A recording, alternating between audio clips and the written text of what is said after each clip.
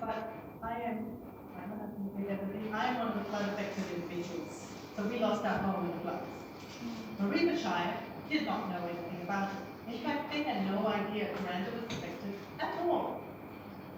To the point that I had to argue with them about how badly we were affected in the region, in this area. Now, I'm not going to say, you guys, all of you, I really do get what you want to do. However,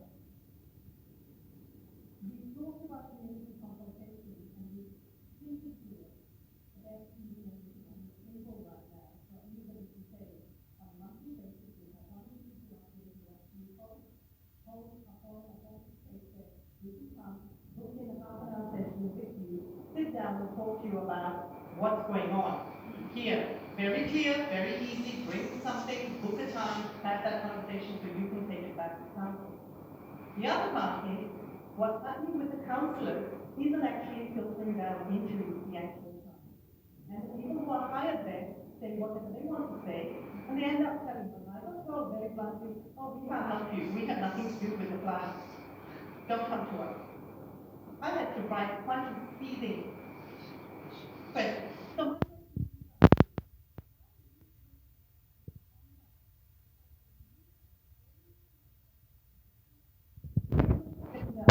here, and how are you going to combat that so that you can actually manage what the people are asking you? It's clear as day what everyone's asking you here, but we're not being heard.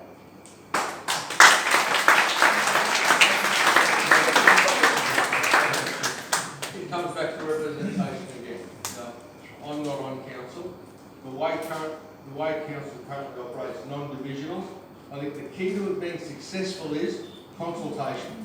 And I'm not aware of what the council currently does, but I know that in previous councils, the mayor and the councillors would go out to Chillago, Mount Malloy, and I believe consultation meetings in Kuranda. And I think, as I said, in a non-divisional council, that's what the council needs to do. Is, as you said, make a time and day and say, we're here to hear from the community about what's concerning you.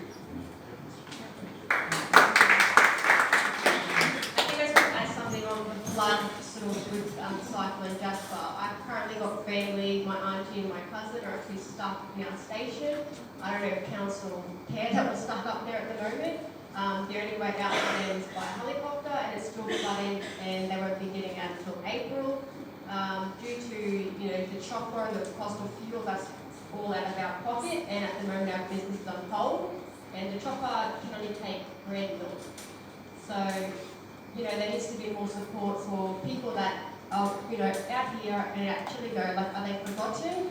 Are there people that are actually checking up and saying, hey, we've got people in these remote locations, do they need food? I've seen a lot of people who are either being affected by the floods, they're getting food vouchers and they can go to Coles tomorrow, today. And you've got people like yourself and my family that are probably hungry up there, we're worried about their safety, and no one's checking in. So I really think that, we need to really shape our strategic direction and make sure that we're looking after everybody and sending people out to those locations and say, is your neighbour okay?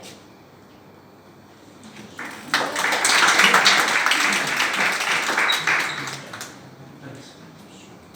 Just in relation to contacting and engaging with the community.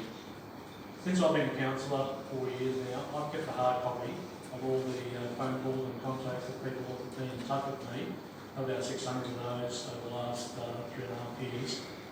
And in it is the person who's contacted me, their contact details, what the issue had been, what I've done in relation to it, whether it's been successful or not. And I've got back to the actual person. I was down here on Saturday morning, catching up with one of your residents. A young lady came up, Bonnie I think her name was, and mentioned that there was an issue with the stairwell from the Anglican Church down at the post office being very slippery and dangerous for the tourists. So I put a customer request in through the council and hopefully that will be addressed. And I think that's one way of engaging with councillors. We're all available by email, on the phone, and we will respond if you get in touch with us over an issue. Okay, and I've met with a number of people in this room. I I mention name, but yeah, and hopefully have tried to help and assist with their issues.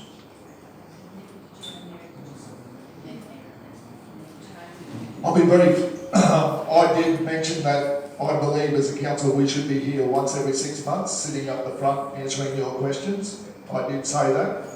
I'm happy to meet with anybody, and there's a number of people here in this room that when I was a councillor I met with. We made appointments. You will see me. I've been down here every week for the last 4 weeks. You will see me regularly. All you need to do is message me and I will be there. Getting to John, happy to commit that. And the other thing that I'd like to add with communication is I'd like to see live streaming of the meetings, council meetings.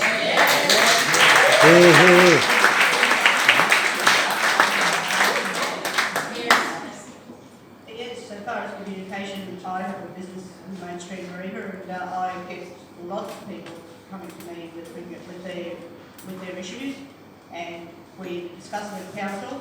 I put it through to the various departments, or pass it on to the government departments that can look into it for the people who are having those issues. And I see hundreds of people through my business that come, and I put in the CR, which is customer request, and 9 times out of 10 that gets done.